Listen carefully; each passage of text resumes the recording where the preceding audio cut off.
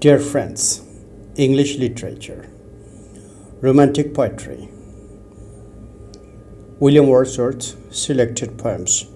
It is a beauteous evening, calm and free.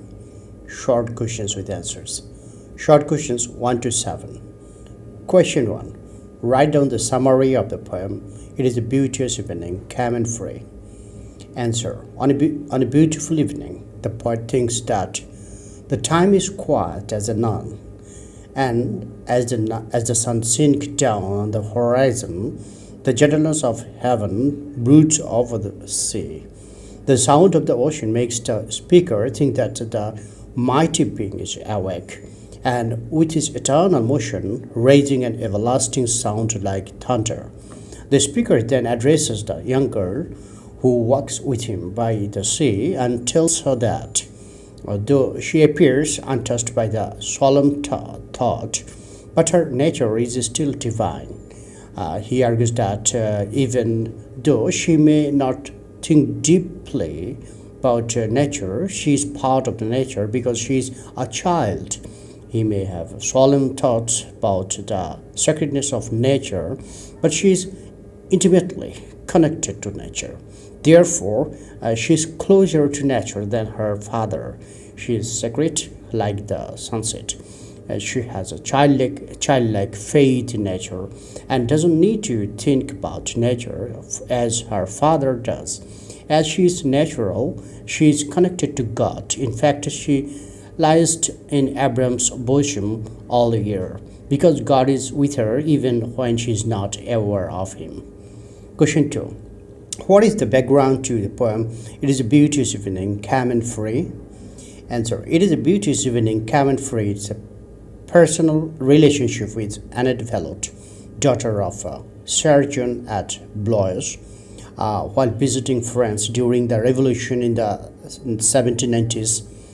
Though Wordsworth considered his marriage to her, certain factors prevented their marriage. He had little money and had no prospect of a profession. He was a Protestant while Annette was a Roman Catholic. The most important factor is the subsequent war between England and France, which separated them. However, a child, Caroline, was born of this union in 1792. The child was baptized on 15th December of the same year. Wordsworth was able to return to visit Annette Vallot during the brief peace of Amiens in 1802 and was able to see his daughter for the first time. At the time, Caroline was a 9-year-old girl. This poem is thought to have originated from a real moment in Wordsworth's life when he walked on the beach with the daughter he had not known for a decade. Question 3. Explain the meaning and significance of the allusion reference to Abraham's bosom. Answer. Abraham's bosom, Luke 16:22-23, refers to the custom of reaching on couches at table, which was prevalent among the Jews during and before the time of Jesus. Abraham's bosom is referred to in the Bible in the story of Lazarus and the rich man. The image in the story is of Lazarus reclining at a table leaning on Abraham's breast, as John leaned on Jesus' breast at the Last Supper at the heavenly banquet. Thus, to be in Abraham's bosom meant to enjoy happiness and rest at the banquet in paradise. The term is used in the Bible as a metaphor for closeness to God. In the poem, it is a beauteous evening, calm and free. The reference to Abraham's bosom stands for the trust and innocence of Caroline. The poet feels that she has a divine nature. She is close to divinity, just like the holy priest of the Temple of Solomon in Jerusalem. Caroline is in the inner shrine of the temple. Usually, only special people, the high priest, could enter the inner shrine of the Jewish temple. As she is allowed to the inner shrine, her soul is blessed by God. Wordsworth here states how God seems to be with Caroline in her childish innocence. He suggests how she is intimately connected to nature because she's natural, she's connected to God also. Question 4. Describe Wordsworth's pantheistic view of nature as you find in It's a Beauteous Evening, Calm and Free. Answer. Pantheism is the belief that identifies God with the universe. So God is identical with divinity. It is the doctrine that God is everything and everything is God. It is a Beauteous Evening, Calm and Free is divided into two parts, octave and sestet. The octave produces the reader to Wordsworth's pantheistic view of nature. His reference to the mighty being may be interpreted as God, nature, or God manifested throughout nature, which exemplifies pantheism. Divinity is evident in God and in nature through three main qualities: power, eternity, and perfection. First, in the poem, nature is described as being breathless with adoration. This suggests that nature possesses underlying energy and power.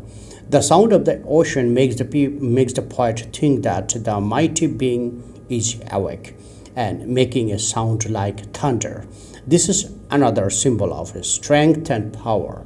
Secondly, one of the most important features of a divine being is eternal existence. In the poem, the poet describes nature as being in eternal motion, which means it is constantly changing and evolving. Thirdly, absolute perfection is another quality which is essential to divinity.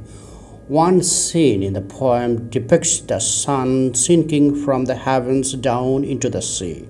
Here, Wordsworth creates an image of harmony and perfection. Question 5. How does Wordsworth portray divinity of childhood in It is a Beauteous Evening, Calm and Free? Answer. It is a Beauteous Evening, Calm and Free is a Petrarchan sonnet. In the sestet of the sonnet, Wordsworth focuses on the divinity of childhood. Wordsworth here specifically addresses his daughter Caroline, but his view of her as divine can be applied to all children. Romantics view childhood as the time of ignorance and innocence. Because children entertain no serious thoughts and they are free from the problems of the world. According to Wordsworth, Caroline is untouched by solemn thoughts, but she is not less divine.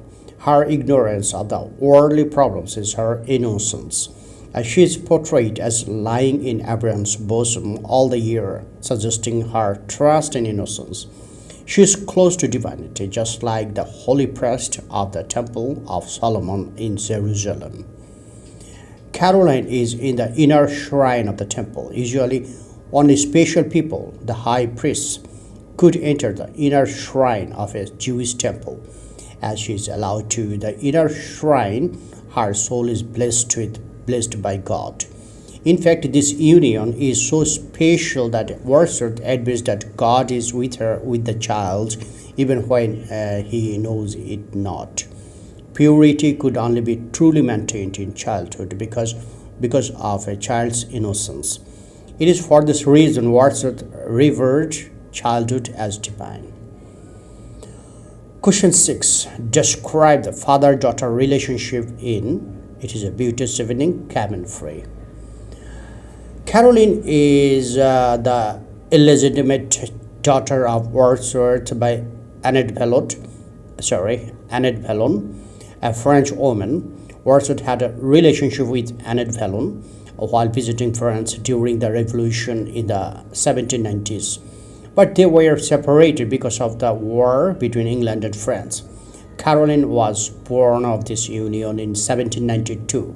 Wordsworth was able to return to visit Annette Vallon during the brief peace of Amiens in 1802 and was able to see his daughter for the first time. At the time, Caroline was a 9-year-old girl. This poem is thought to have originated from a real moment in the Wordsworth's life when he walked on the beach with the daughter. The poem is written to his daughter and shows his love for her. He addresses her as dear child and dear girl. The repetition of word dear expresses the intensity of his love for her.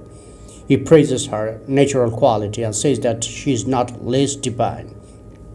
He again says that she lies in Abraham's bosom all the year.